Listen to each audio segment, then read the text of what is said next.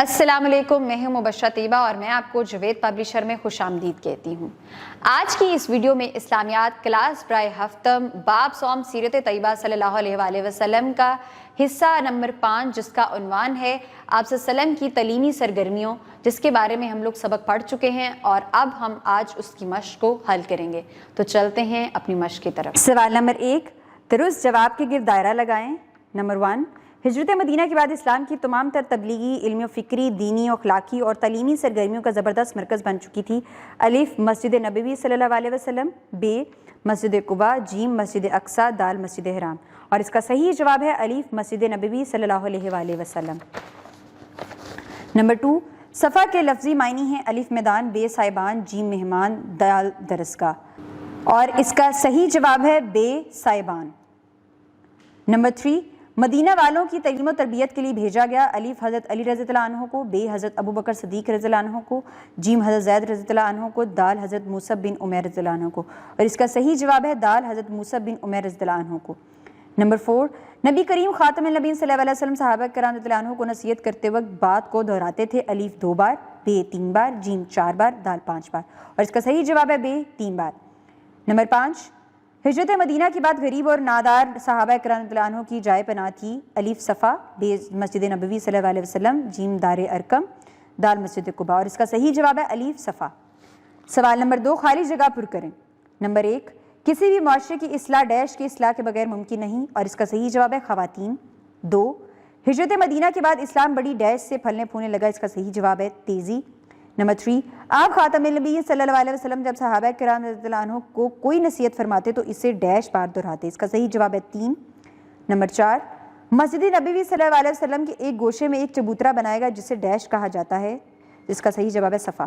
سوال نمبر 3، دیے ہوئے سوالات کے مختصر جواب لکھیں۔ نمبر 1، حضرت موسیٰ بن عمیر رضی اللہ عنہ کو رسول اللہ خاتم النبیین صلی اللہ علیہ وسلم نے کیا ذمہ داری سونپی؟ مدینہ منورہ میں جب کچھ لوگ مسلمان ہو چکے تھے تو ان کی تعلیم و تربیت اور اسلام کی دعوت کو مزید وسعت دینے کے لیے ایک سفیر و معلم کی ضرورت تھی۔ اس منصب کے لیے حضرت موسیٰ بن عمیر رضی اللہ عنہ کا انتخاب کیا گیا۔ سوال نمبر 2، صفا کسے کہتے ہیں؟ صفا کے لفظی معنی ہے سائبان یا سایہ دار جگہ۔ مسجد نبوی صلی اللہ علیہ وسلم کے گوشے میں ایک چبوترا بنایا گیا جسے صفا کہا جاتا تھا، جس میں وہ مہاجر صحابہ کرام رضی اللہ عنہ آ کر رہنے لگے تھے جو نہ تو کوئی کاروبار کرتے تھے اور نہ ہی ان کے پاس رہنے کو گھر تھا۔ نمبر 3، رسول اللہ خاتم النبیین صلی اللہ علیہ وسلم نے مسلمانوں کو آپس کے تعلقات کو مضبوط رکھنے کی تلقین کرتے ہوئے کیا ارشاد فرمایا؟ آپ خاتم النبیین صلی اللہ علیہ وسلم نے مسلمانوں کو آپس کے تعلقات کو مضبوط رکھنے کی تلقین کرتے ہوئے ارشاد فرمایا کہ آپس میں حسد نہ کرو، آپس کے تعلقات نہ توڑو اور بھائی بھائی بن جاؤ، اور اپنے بھائی سے 3 دن سے زیادہ قطع تعلقی نہ رکھو۔ اتنے ہی نہیں بلکہ اپنے پڑوسی اور قرابت داروں کا خیال رکھنے کے متعلق فرمایا جو شخص مومن نہیں جو ایسی حالت میں پیٹ بھر کے سو جائے کہ اس کا پڑوسی بھوکا ہو۔ سوال نمبر 4، آپ خاتم النبیین صلی اللہ علیہ وسلم نے خواتین کی تعلیم و تربیت کیسے فرمائی؟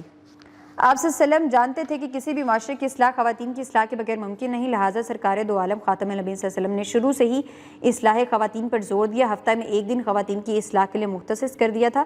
عیدین کے موقع پر بھی آپ خاتم النبیین صلی اللہ علیہ وسلم خواتین سے خطاب فرماتے تھے۔ سوال نمبر 4، دیے ہوئے سوالات کے تفصیل سے جواب لکھیں۔ نمبر 1، معلم انسانیت رسول اللہ خاتم النبیین صلی اللہ علیہ وسلم کے تعلیم و تربیت کے اسلوب بیان کریں۔ اس کا جواب شروع ہوتا ہے صفحہ نمبر 42 سے لے کر صفحہ نمبر 43 کے پہلے پیراگراف تک۔ نمبر 2، حضرت ابو ہریرہ رضی اللہ عنہ نے کیسے اتنی زیادہ احادیث رسول اللہ خاتم النبیین صلی اللہ علیہ وسلم سے روایت کی؟ اس کا جواب شروع ہوتا ہے صفحہ نمبر 43 کے دوسرے پیراگراف سے۔ حضرت ابو ہریرہ رضی اللہ ایک جلیل و قدر صحابی ہیں جنہوں نے سب سے زیادہ رسول اللہ خاتم النبیین صلی اللہ علیہ وسلم سے احادیث مبارکہ روایت کی۔ حضرت ابن المسیب رضی اللہ عنہ نے حضرت ابو ہریرہ رضی اللہ عنہ کا یہ بیان نقل کیا کہ میں ایک مسکین شخص تھا اور پیٹ بھرنے کے بعد ہر وقت ان حضرت خاتم النبیین صلی اللہ علیہ وسلم کے ساتھ رہتا تھا، لیکن مہاجرین کو بازار کے کاروبار مشغول رکھتے تھے اور انصار کو اپنے مالوں کی دیکھ بھال مصروف رکھتی تھی۔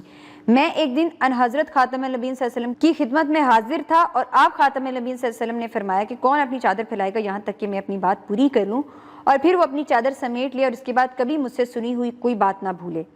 چنانچہ میں نے اپنی چادر میرے جسم پر تھی پھیلا دی، اور اس ذات کی قسم جس نے ان حضرت خاتم النبیین صلی اللہ علیہ وسلم کو حق کے ساتھ بھیجا تھا، پھر کبھی بھی میں اپنے خاتم النبیین صلی اللہ علیہ وسلم کی کوئی حدیث جو آپ خاتم النبیین صلی اللہ علیہ وسلم نے سنی تھی نہیں بھولا۔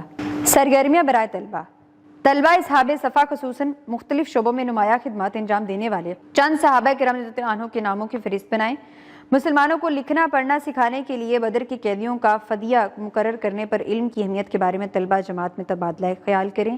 تدریسی نے کاتب برائے اساتذہ کرام صحابہ کرام رضی اللہ عنہ خاص طور پر حضرت ارقم رضی اللہ عنہ کے گھر میں قائم تعلیمی درسگاہ کے متعلق طلبہ کو آگاہ کریں۔ چند کاتبین وحی رضی اللہ عنہ کے اسماء گرامی، ولدیت، پیدائش، لقب، عمر، مروی حدیث کی تعداد اور وفات پر مشتمل چارٹ بنوائیں۔ میں امید کرتی ہوں کہ آپ کو آج کی مشق کو حل کرنا آ گیا ہوگا۔ اپنا بہت زیادہ خیال رکھیں اور جڑے رہیں بولتی کتابوں کے ساتھ۔